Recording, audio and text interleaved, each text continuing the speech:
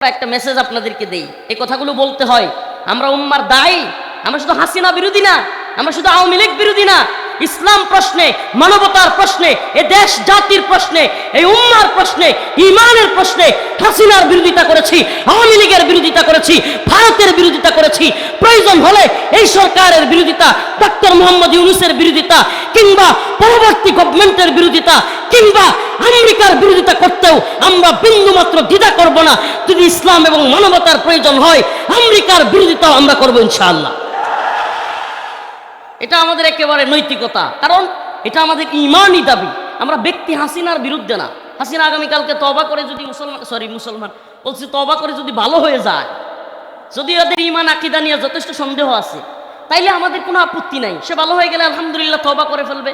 সে বলবে আমি আল্লাহর কাছে ক্ষমা চাই, এই জুলুম যত অত্যাচার অবিচার এগুলো যদি আল্লাহ ক্ষমা করবেন, এটা আল্লাহর ইচ্ছা, আল্লাহর বিচার, সুবহানাল্লাহ। বাকি এই দুনিয়ার যে বিচার আছে তার জুলুমের, এটা তো হবেই। কিন্তু আমার বক্তব্য এটা না, ইসলামের বক্তব্য এটা না। যদি খুদ নরেন্দ্র মোদিও তওবা করে মুসলমান হয়ে যায়, বলেন না কোনো মুসলমান আমরা বলতে পারবো যে আল্লাহ মোদির মতো লোকের আপনি জান্নাত দিয়েন না? এটা কি বলা সম্ভব? কেন সম্ভব না? কারণ ইসলাম যেটা বলেছে, কোরআন যেটা বলেছে, আমাদের সেটাই ফলো করতে হবে। কিন্তু দেখেন আশ্চর্যের বিষয়, আমার মেসেজ ভুল বুঝবেন না। আবার অনেক সময় এই কাটসাট করে কথায় দিচ্ছে। দেখেন নরেন্দ্র মোদী মুসলিম হইলে, কি হইলে মুসলিম হইলে, কোনো কাফের, যে কট্টর কাফের, আবু জাহেল মার্কা কাফের, সেও যদি ইসলাম কবুল করে তার পূর্বের সমস্ত গুনাহ কি মা। তাইলে নরেন্দ্র মোদী যদি জান্নাতে চলে যায়, আমাদের জান্নাত কম পড়বে? কিন্তু কথা হলো আগে তাকে মুসলিম হইতে। আর যদি সে কাফের থাকে, যদি কাফের থাকে, নরেন্দ্র মোদীর মা মারা গেছে, মনে করে শেখ হাসিনা বিশাল বড় এক কলাম লিখলো, বিবৃতি দিল যে মোদিজি আপনার মায়ের জন্য শুভকামনা, আল্লাহ উভয় জাহান ভালো করুক, মঙ্গল করুক, এই করুক সেই করুক। বলেন না কোনো কাজে আসবে? মোদির মায়ের জন্য হাসিনা দোয়া করলেই কি মোদির মা ক্ষমা পাবে? কাফের অবস্থায় মৃত্যুবরণ করলে মাদার তেরেসা ক্ষমা পাবে? নেলসন ম্যান্ডেলা ক্ষমা পাবে? এটা মুসলমানের আকীদা, এটা আকীদা, এটা কোরআন। ইন্নাল্লাযীনা আমানু ওয়া আমিলুস সালিহাত কানাত লাহুম জান্নাতুল ফিরদাউসি নুজুলা। আল্লাহ রাব্বুল আলামিন বলেন, যে ব্যক্তি ঈমানদার এবং নেক আমল করেছে সে যাবে জান্নাতে। সে কোথায় যাবে? ইন্নাল্লাযীনা কাফারু মিন আহলিল কিতাব ওয়াল মুশরিকিনা ফি নারি জাহান্নাম। কে বলেন? বলেন না কে বলেন? ব্যক্তি রফিকুল ইসলাম মাদানির কোনো নিজস্ব কোনো বক্তব্য নাই। আল্লাহর কোরআন বলে যে ঈমানদার নেক আমল করবে সে যাবে কোথায়? আর যে কাফের কুফরি করবে, আল্লাহর সাথে শরীক করবে, সে কোথায় যাবে? ফি নারি জাহান্নাম। তাহলে আল্লাহর বক্তব্য এটা। এটা যেই হোক, যত উদারপন্থী হোক, যত দরদি হোক, মানবতাবাদী হোক, মানবাধিকার কর্মী হোক, যেই হোক, মুসলিম ছাড়া অন্য সবাই জাহান্নামে যাবে। এই আকীদা ইসলামের, এই আকীদা মুসলমানদের। কোনো ব্যক্তি সে যেই হোক যদি এই আকীদা লালন করে যে অমুসলিম হইলেও জান্নাতে যাইতে পারে, আল্লাহর ক্ষমা পাইতে পারে, তাইলে সেই ব্যক্তির আকীদা ভুল, সে ইসলামে প্রবেশ করতে পারে নাই, সেও ইসলামের মধ্যে না থাইকা কুফুরের মধ্যে ঢুকে গেছে। জালেমদের ব্যাপারে বলছেন যে হে জালিম সম্প্রদায়, তোমাদের জুলুমের ব্যাপারে আল্লাহকে গাফেল মনে করিও না। সুবহানাল্লাহ। আল্লাহ কি না? গাফেল না।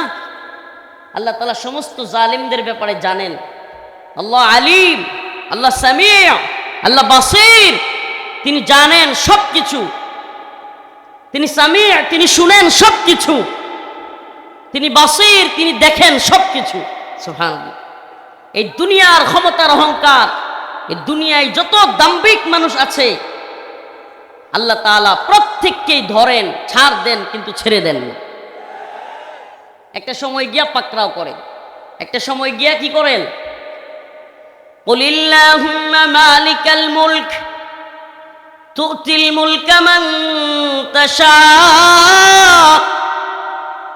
ওয়া তানজিউল মুলকা মিম্মান তাশা ওয়া তুইজ্জু মান তাশা ওয়া তুযিল্লু মান তাশা বিয়াদিকাল খায়র ইন্নাকা আলা কুল্লি শাইইন কাদির। আল্লাহ রাব্বুল আলামিন বলেন, হে নবী আপনি বলে দেন, কুলিল্লাহুম্মা মালিকাল মুলক, এই সমস্ত মুলুকের সমস্ত ক্ষমতার মালিক একমাত্র কে? হাজারো জনতা বাম দিক থেকে আওয়াজ হয় নাই, তাবারাকাল্লাযী বিয়াদিহিল মুলক ওয়া হুয়া আলা কুল্লি শাইইন কাদির। সমস্ত শাইএর মালিক, সমস্ত মুলুকের মালিক কে? সুবহানাল্লাহ। আল্লাহ বলেন, তুতিল মুলকা মান তাশা, আমি যাকে ইচ্ছে হয় ক্ষমতা দেই। সুবহানাল্লাহ। তার মানে আল্লাহর ইচ্ছার বিরুদ্ধে গিয়া ক্ষমতা পাওয়ারও সম্ভাবনা নেই। তাইলে আল্লাহ এটা কেন করেন? জালিমদেরকেও আল্লাহ ক্ষমতা দেন মাঝে মাঝে। কেন? কারণ হলো ওই জনপদের মানুষ জুলুমের মধ্যে জড়ায়া যায়, আল্লাহর নাফরমানিতে জড়ায়া যায়। এজন্য আল্লাহ পাক ওই জনপদের ওই সম্প্রদায়ের মানুষকে শিক্ষা দেওয়ার জন্য হাসিনার মতো জালিমদেরকে ক্ষমতা দেয়। এখনো যদি শিক্ষা না হয়, নতুন করে কেউ দাম্ভিক আর অহংকারী হয়ে যান, তাইলে মনে রাখবেন আল্লাহ মাফ করুক, আবারও কিন্তু আমাদেরকে আল্লাহ পাক জালেম শাসক আমাদের উপর চাপাইয়া দিবেন। আল্লাহ বলছেন, ইন্নাল্লাহা লা ইউগাইয়িরু মা বিকওমিন হাত্তা ইউগাইয়িরু মা বিআনফুসিহিম। আল্লাহ ততক্ষণ কোনো কওমকে, কোনো জাতিকে পরিবর্তন করেন না যতক্ষণ না সেই জাতি নিজেরা পরিবর্তন হয়। তাইলে আমাদের আগে পরিবর্তন হইতে হবে, আমাদেরকে আগে ভালো হইতে হবে, অবশ্যই আমাদের মধ্যে পরিবর্তন আনতে হবে। আমি এই জন্য প্রায় প্রোগ্রামেই বলে থাকি, সর্বপ্রথম যে আওয়াজটা তুলি, সমস্ত ক্ষমতার মালিক কে? আল্লাহ। সমস্ত ক্ষমতার উৎস জনগণ। হ্যাঁ, সমস্ত ক্ষমতার মালিক জনগণ। সমস্ত ক্ষমতার মালিক কে? আল্লাহ। আল্লাহর ক্ষমতায় বিশ্বাস করতে হবে, আল্লাহর ক্ষমতায় বিশ্বাস করতে হবে। বলতে হবে যে আমি যা করি, যা কাজ করি, যা দেখি, যত কিছু করি সব আল্লাহ দেখেন, শুনেন, উনি জানেন। অতএব বিচার দিবসে অবশ্যই আমাকে তার সামনে দাঁড়াইতে হবে। আমি যদি সেই চিন্তা করি, সেই ভয় করি, ইনশাআল্লাহ আল্লাহ পাক আমাদের উপর কখনো জালেম শাসক দিবেন। কোরআনে আসছে, আল্লাহ পাক বলেন, ওয়া কুল্লুহুম আতিহি ইয়াউমাল কিয়ামাতি ফারদা। সকলকে, প্রত্যেক মানুষকে, কুল্লুহুম আতিহি ইয়াউমাল কিয়ামাতি ফারদা, এক এক করে আল্লাহর সামনে দণ্ডায়মান হইতে হবে। হে শাহাবুদ্দিনের ছেলে রফিকুল ইসলাম, হে অমুকের ছেলে তমুক, প্রত্যেককে আল্লাহ পাক এভাবে এক এক করে, কুল্লুহুম আতিহি ইয়াউমাল কিয়ামাতি ফারদা, এক এক করে আল্লাহ পাক জিজ্ঞেস করবেন। আর আল্লাহর কাছ থেকে প্রত্যেকটা বিষয়ের হিসাব না দিয়ে, জবাব না দিয়ে কেউ এদিক সেদিক যেতে পারবে? এই ভয় আছে তো আমাদের মধ্যে। সেই রব্বুল আলামিন বলেছেন, তুতিল মুলকা মান তাশা, আমি ক্ষমতা দেই, আমি ক্ষমতা দেই। পৃথিবীর কারো ক্ষমতা নাই নিজে ক্ষমতাসীন হবে। আল্লাহ বলেন আমি দেই। ওয়াতানজিউল মুলকা মিম্মান তাশা, আল্লাহ বলেন আবার আমার যখন মনে চায় আমি ক্ষমতা কেড়ে নেই, পালায়া যাইতে বাধ্য করি। বলেন, একটু বিবেক কাটায়া চিন্তা কইরা বলেন, বাংলাদেশের ইতিহাসে ৭১-এর পরে, বাংলাদেশ স্বাধীন হওয়ার পরে, যদিও এই স্বাধীনতার নামে আবারও সেই ভারতের গোলামিতেই আবদ্ধ হওয়া লাগছে, পাকিস্তানের গোলামি থেকে মুক্ত হইয়া ৭১-এর পরে ভারতের গোলামিতে দেশ আবদ্ধ হয়েছে। ভারত যা বলছে, আমি শুধু আওয়ামী লীগকে এই ব্যাপারে বলি না, অন্য দলগুলো যারা এ পর্যন্ত যত ক্ষমতায় পালাবদল হয়েছে, এদের কেউ ভারতের কথার বাহিরে যাইতে পারে নাই। ভারত যা বলছে, ভারত যা বলছে তাই এই জনপদে ঘটছে, এই জনপদে হয়েছে। ২৪-এর পরে, ৫ই আগস্টের পরে আলহামদুলিল্লাহ ভারতীয় আধিপত্য কিছুটা হলেও কমছে, কিন্তু পুরাপুরি কমে নাই। এখন আরেক প্রবলেম, এখন ভারতীয় আধিপত্যবাদ কিছুটা কমছে, এখন আমেরিকার গোলামি শুরু হয়ে গেছে।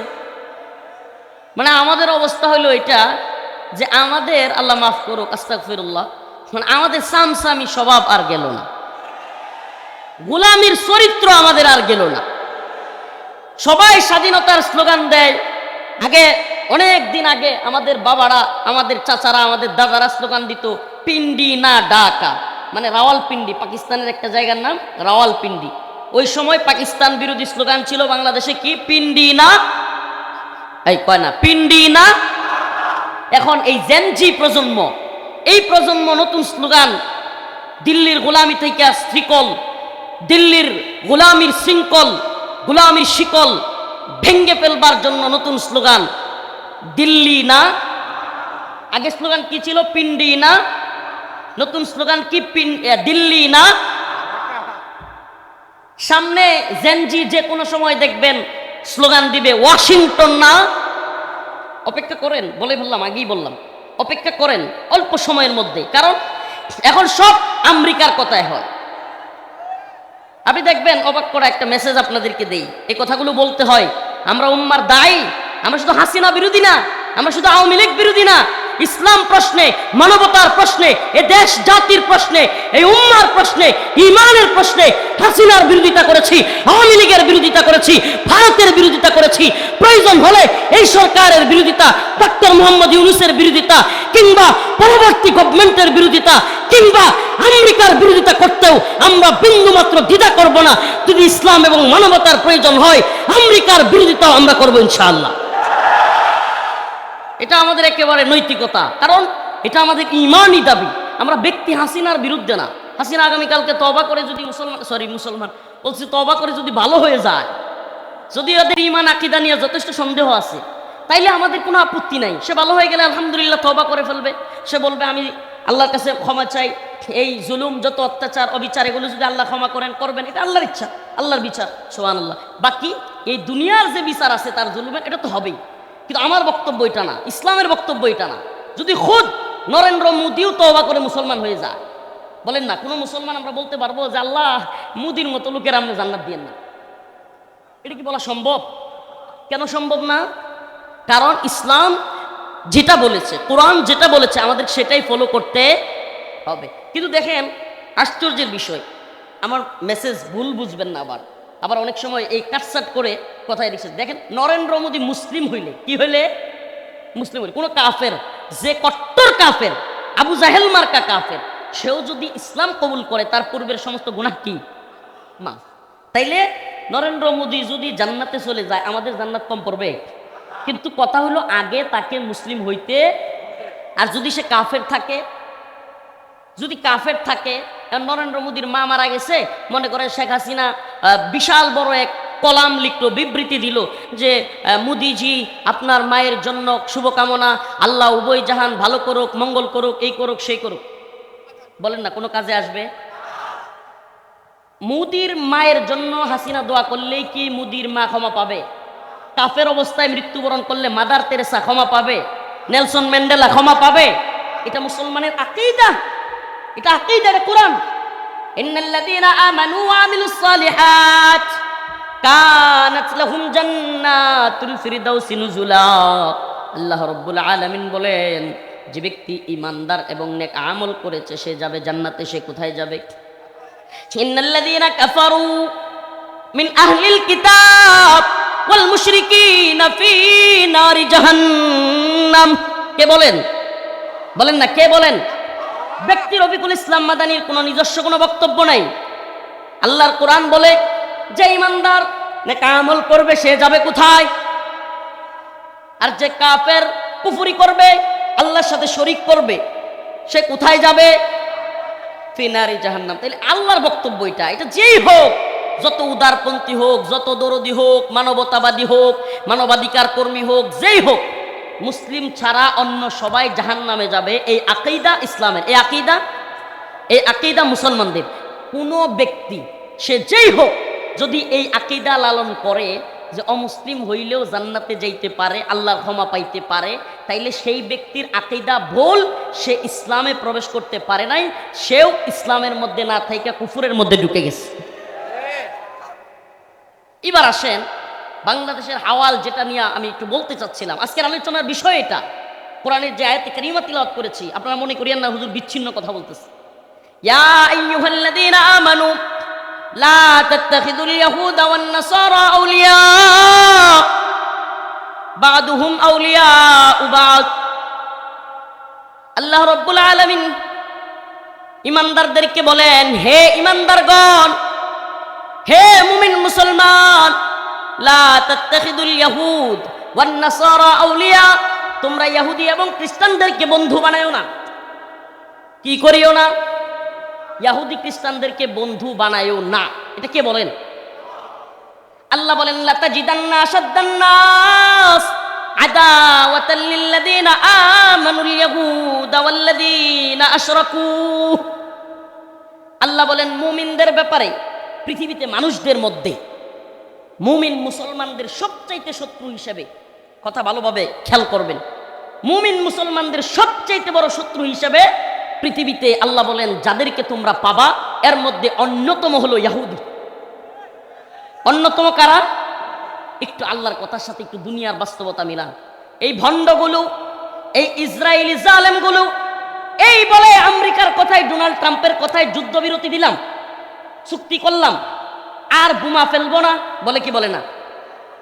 আবার কিছুদিন পর পর যুদ্ধবিরতি লঙ্ঘন করে, চুক্তি বাতিল করে, আবারও বোমা ফিলিস্তিনে ফেলে কি ফেলে না? দেখছেন আল্লাহ যে বলছে এরা হলো মুসলমানদের শত্রু, কথা সত্য না মিথ্যা? ইহুদি খ্রিস্টানরা মুসলমানদের শত্রু বলছে কে? এবার আসেন একটু পরে, একটু পরের আয়াত, আল্লাহ তাআলা এই একই আয়াতের একটু পরের অংশে কি বলতেছেন? ইয়া আইয়ুহাল্লাযীনা আমানু লা তাত্তাখিযুল ইয়াহুদা ওয়ান নাসারা আউলিয়া। আল্লাহ বলেন ইহুদি খ্রিস্টানরা মুমিনের বন্ধু নয়, বা'দুহুম আউলিয়াউ বা'দ, বরং তারা নিজেরা নিজেদের বন্ধু। ইহুদি আর খ্রিস্টানরা কি নিজেরা নিজেদের? পশ্চিমের যতগুলো রাষ্ট্র আছে, ফ্রান্স, জার্মানি, সুইজারল্যান্ড, কিংবা যত আছে, যত রাষ্ট্র আছে, ইংল্যান্ড, যতগুলো দেশ আছে, বেশিরভাগ খ্রিস্টান রাষ্ট্র। কি রাষ্ট্র? আমি আপনাদেরকে বলতে চাই, ওই যে খ্রিস্টান রাষ্ট্রগুলো আমেরিকা সহ পশ্চিমাদের যত রাষ্ট্র আছে, বলেন ফিলিস্তিনিদের পক্ষে দাঁড়ায় নাকি আমেরিকার কথায় এরাও ইসরায়েলের পক্ষে থাকে? যদি আমেরিকা ইসরায়েলের বিরুদ্ধে থাকতো, যদি পশ্চিমের সমস্ত রাষ্ট্রগুলো ইসরায়েলের বিরুদ্ধে থাকতো, ইসরায়েলের কি জাতিসংঘের সনদ বা জাতিসংঘের মধ্যে তাদের যে আছে, জাতিসংঘের মধ্যে তাদের যে অবস্থান আছে, জাতিসংঘের সদস্য আছে, এটা কি থাকতে পারতো? বলেন থাকতে পারতো? জাতিসংঘের সদস্য পদ তাদের বাতিল হইতো কি হইতো না? আমেরিকার সাপোর্টে এরা এই সমস্ত কাজগুলো করতেছে, এটা সত্য না মিথ্যা? আমেরিকা ডোনাল্ড ট্রাম্প বললেই যুদ্ধ বন্ধ হয়ে যায়, সত্য না মিথ্যা? আল্লাহ তাআলা বলেন বা'দুহুম আউলিয়াউ বা'দ, এরা নিজেরা নিজেদের বন্ধু, এরা কোনো মুমিনের বন্ধু না। যদি বাংলাদেশের কোনো সরকার, বাংলাদেশের কোনো দল আমেরিকারে বন্ধু মনে করে আমেরিকা আমাদেরকে ক্ষমতায় বসাবে, কিংবা আমেরিকা আমাদের বন্ধু, পাকিস্তানের কোনো জেনারেলরা যদি মনে করে, পাকিস্তানের সরকার যদি মনে করে এরা আমাদের বন্ধু, আল্লাহ বলেন বা'দুহুম আউলিয়াউ বা'দ, এরা তোমাদের কোনো বন্ধু নয়, বরং ইহুদি এবং খ্রিস্টানরা তারা তাদের বন্ধু। আল্লাহ পাক এরপরে বলেন ওয়ামাইয়াতাওয়াল্লাহুম মিনকুম ফাইন্নাহু মিনহুম, তোমাদের মধ্য থেকে যারা তাদের সাথে মেলামেশা করে, কি করে? তোমাদের মধ্য থেকে যারা তাদের সাথে সহাবস্থান করে, মেলামেশা করে, আল্লাহ বলেন এরাও তোমাদের দলের অন্তর্ভুক্ত না। আপনি একটু মিলান, এই কথাগুলো অনেকের গায়ে লাগবে।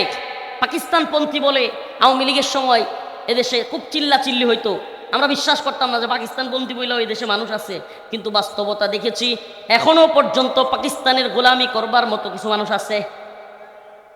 আমরা স্পষ্ট বলি, আমরা যেমনিভাবে ভারতের গোলামি করবার বিরোধিতা করি, আমেরিকাপন্থী হওয়ার বিরোধিতা করি, তেমনিভাবে কোনো মুসলমান পাকিস্তানপন্থী হওয়ারও বিরোধিতা করি। কেন বলতেছি দেখেন, ইসরায়েল আমেরিকার কথায় চলে, আমেরিকা অস্ত্র দেয়, টাকা দেয়, সব দেয়, ওই আমেরিকার কথায় ইসরায়েল হামলা করে ফিলিস্তিনে, আবার যখন ডোনাল্ড ট্রাম্প বলে তখন থাইমা যায়। একইভাবে পাকিস্তান নামক রাষ্ট্র, আজকে মুসলমান জানা দরকার আপনাদের, এদেশে এই রাজনীতি, পাকিস্তান এবং আমেরিকার কথা কেন বলছি, এদেশের সাথে অনেক বেশি সম্পর্ক আছে এই বাস্তবতার। এজন্য একটু পরে আমি আপনাদেরকে মিলাই দিব কেন আগে পাকিস্তান কিংবা আমেরিকা ইসরায়েলের কথা বলে নিচ্ছি, একটু পরে মিলাই দিচ্ছি আমি আপনাদেরকে। পাকিস্তান আমেরিকার গোলামি কইরা, আমেরিকার টাকা খায়া, আমেরিকার তো টাকা না ডলার খায়া পাকিস্তানি জেনারেলরা আফগান মুসলমানদের উপর হামলা করেছে। এখন ডোনাল্ড ট্রাম্প যখন আমেরিকার প্রেসিডেন্ট, ওই ভণ্ড, সে যখন বলছে পাকিস্তান থেমে যাও, এরা যুদ্ধবিরতি চুক্তির মধ্যে আফগানিস্তানের সাথে সই করছে। একটু মিলায় দেখবেন মুসলমান, আবার যখনই ওই দিক থেকে সিগন্যাল আসছে যুদ্ধবিরতি লঙ্ঘন করে আবার বিমান হামলা করছে। এবার মিলান, আমেরিকার কথায় ইসরায়েল ফিলিস্তিনে হামলা করে, আমেরিকার কথায় পাকিস্তান আফগানিস্তানে হামলা করে। ওরা বললে, আমেরিকা বললে যুদ্ধ থামায়, আমেরিকা বললে যুদ্ধ করে। আল্লাহ যে বলছে ওমাইয়াতাওয়াল্লাহুম মিনকুম ফাইন্নাহু মিনহুম, তোমাদের মুসলমানদের মধ্য থেকেও নামদারি কিছু মুনাফিক যদি আমেরিকার কথায়, পশ্চিমের কথায়, ইহুদি খ্রিস্টানদের কথায় চলে, তোমরা মনে করবা ওই লোকগুলো মুসলমানদের দলের না, এই লোকগুলো ওই ইহুদি খ্রিস্টানদের দালাল, এরাও ওই পশ্চিমাদের দালাল হইয়া মুমিন থেকে মুনাফিক হয়ে গেছে। মিলায় দেখেন, কেন যুদ্ধবিরতি ট্রাম্পের কথাই হবে? আবার ট্রাম্পকে নোবেল কেন পায় নাই? আরে পাকিস্তানি শাহবাজ শরীফের কত কষ্ট, কত বক্তব্য বিবৃতি দিয়া। ও মুসলমান ইমানদার, আপনাদেরকে বলি, এই গোটা পৃথিবীর আপনারা যদি শত্রু না চিনেন, মুসলমান আমরা সবচাইতে বড় ভুল যে জায়গায় করি, অনেকেই প্রশ্ন করে হুজুর বিশ্বের সব জায়গায় শুধু মুসলমানরা কেন আক্রান্ত হয়, মুসলমানরা কেন মার খায়? আমি বলি মুসলমানরা এই জন্য মার খায় যে মুসলমানরা তাদের শত্রু চিনতে ভুল করে, মুসলমানরা তাদের বন্ধু চিনতে ভুল করে। আমাদেরকে শত্রু মিত্র চিনতে হবে। আমেরিকা কখনোই মুসলমানদের বন্ধু হতে পারে না। আমেরিকা হলো গোটা পৃথিবীর মুসলিম উম্মার জন্য বিস্ফোরা এবং সাপের মাথা। আমেরিকা কি? সাপের মাথা। আমেরিকা শায়েস্তা হলে ইসরায়েল শায়েস্তা হবে, আমেরিকা শায়েস্তা হলে সমস্ত কুফফার বিশ্ব শায়েস্তা হবে। এইবার আসেন একটু বলছি বাংলাদেশের সাথে মিলাই দিই। ও প্রিয় মুসলিম উম্মা, আপনারা রিসেন্ট এই অল্প কয়েকদিন আগে, যেহেতু আমাদের প্রোগ্রামে আলহামদুলিল্লাহ একটা খুশির বিষয়, ভালো লাগার বিষয়, আমি যেই প্রোগ্রামগুলোতে যাই হাজার হাজার যুবক পাই। তাকায় দেখেন, আপনারা তাকায় দেখেন, বেশিরভাগ পাবেন 40-এর নিচে। এরা আমাদেরকে ভালোবাসে, এরা আমাদের কথা শুনতে চায়। এই জেনজি, এই নতুন প্রজন্মকে এই কুফফাররা কাজে লাগাইতে চায়, এই কুফফাররা নিজেদের এজেন্ডা বাস্তবায়ন করতে চায়। বাংলাদেশেও ঢুকে গেছে। ছোট্ট আপনাদেরকে রিসেন্ট এই কিছুদিনের মধ্যে একটা ঘটনা আপনাদেরকে একটু দড়াইয়া দিলে আপনারা বুঝতে পারবেন কি পরিমাণ পশ্চিমা ষড়যন্ত্র আমাদের দেশে চলছে। ভারতীয় ষড়যন্ত্র এখনো আমাদের ভিতরে চলছে। এই কিছুদিন আগে এসএসসি পরীক্ষা গিয়েছে, পরীক্ষার রেজাল্ট বাইর হয়েছে। আসো কেউ এখানে পরীক্ষার্থী, এই প্রজন্মের এসএসসি পরীক্ষার রেজাল্ট এই কয়েকদিন আগে হইল না? আসেন কেউ? এই কারো কোনো প্রশ্ন করবো না বেটা, হাত তুল। প্রিয় ভাইরা হাত তুলেন, পিছনেও আছে মাশাল্লাহ, হাত নামান। তোমরা যারা ভাই, প্রিয় ভাইয়েরা পরীক্ষার্থী, তারা এই কথা খেয়াল করবার কথা, কিংবা অন্যরাও হয়তো ভিডিওগুলো যেহেতু ভাইরাল হয়েছে খেয়াল করবেন। এসএসসি পরীক্ষায় একটা মেয়ে জিপিএ 5 পাইছে, A+ পাইছে। সে সাক্ষাৎকার দিতেছে মিডিয়ার সামনে, হাসতে হাসতে বলতেছে যে আমি পরীক্ষায় উত্তীর্ণ হয়েছি, আমার খুব ভালো লাগতেছে। তখন সাংবাদিক বলতেছে যে তুমি উত্তীর্ণ হইলা, এটার পিছনে কি কোনো কারণ আছে কিনা? বলতেছে আমার বয়ফ্রেন্ড আমাকে উৎসাহ দিয়েছে। আয় আস্তে বেটা, আস্তে। আমি ওই হুজুর না যে বয়ফ্রেন্ড গার্লফ্রেন্ড কালচার নিয়ে মজা করব আর তোমরাও জি মজা নিবা। বেটা, আল্লাহ যেটা হারাম করেছেন, যেটা কবিরা গুনাহ, এটা নিয়ে হাজার কি বলে মজা নেওয়ার মতো রুচি আলহামদুলিল্লাহ আমাদের নাই। কারণ শয়তান সবচেয়ে বড় সফল এই কাজে যে আমরা হারাম বিষয়টারে নিয়ে নরমালাইজ করে ফেলছি, হারাম বিষয় নিয়ে মজা নেই। নাউজুবিল্লাহ, এটা তো হারাম। কিছু আলেম নামদারি লোক আছে, আল্লাহ এদেরকে ক্ষমা করুক, হেদায়েত দান করুক। এই ময়দানে দেখলাম গার্লফ্রেন্ড বয়